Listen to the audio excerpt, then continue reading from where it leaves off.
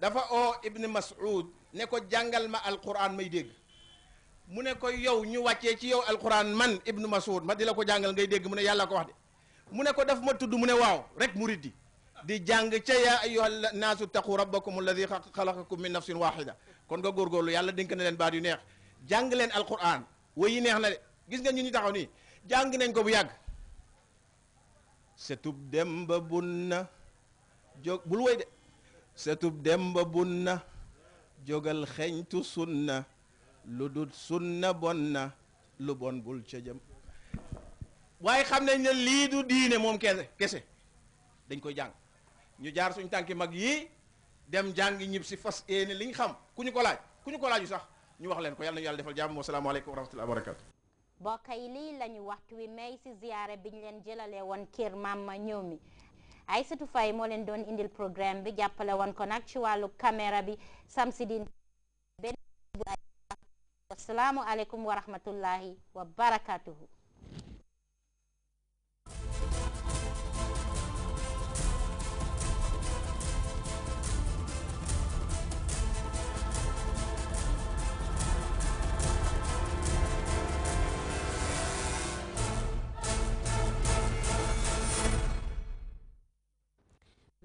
GRTS, and it's time for the news in summary. I am Charasani. The President has been addressing meetings in the West Coast region in continuation of his annual dialogue with the People Tour. Sheikh Professor Alhaji Yaya Jame used his presence in the region to urge young people there to acquire vocational skills and power the Gambia's transformation. The meetings in Sibanor and Birkama attracted thousands of people. In a flurry of engagements at State House on Wednesday, the Vice President and Minister of Women's Affairs, Her Excellency Ajah Dr. Aissatou Njie Saidi, met with Gambian ambassadors who have just concluded a week-long conclave on the country's foreign policy and government's priority development programs. Prior to that meeting, Ajah Dr. Aissatou Njie Saidi received in audience Clinton Etheridge, a veteran Peace Corps volunteer who is in the Gambia with his family to chronicle his journey to the Gambia 40 years ago. The pneumococcal surveillance case control research project has been launched by the Medical Research Council, MRC. In Janjanbureh Central River region, the surveillance system will monitor the impact and efficacy of the pneumococcal vaccine code, named 13-valent. Representatives of institutions with stakes in the education sector and leading policymakers are reviewing the 2004-2015 education policy.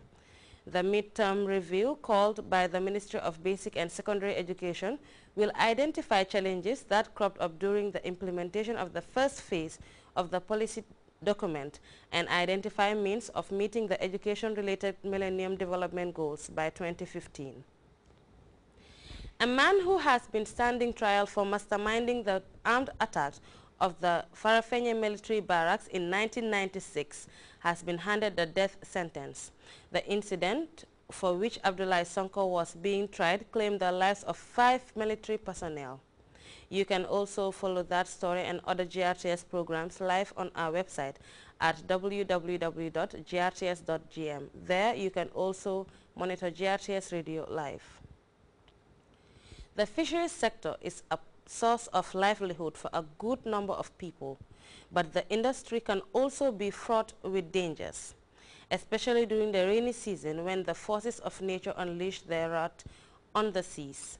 Such natural happenings like bad weather affect the fisherfolk and their catch. Vegetables are normally in abundant supply during the dry season but when the heavens open up, most of them disappear from market stalls.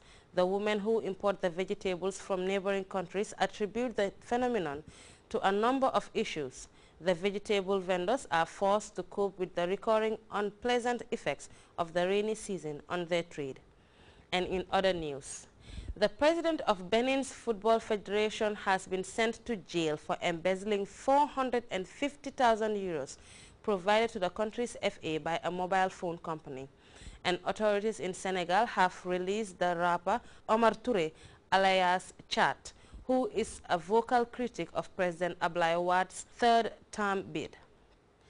Delegates from across West Africa are meeting in the Senegalese capital Dakar to devise solutions to the unsustainable rate at which sharks are being caught. The meeting evaluated a United Nations plan seeking to protect the endangered marine species whose numbers are decreasing at an alarming rate because of overfishing.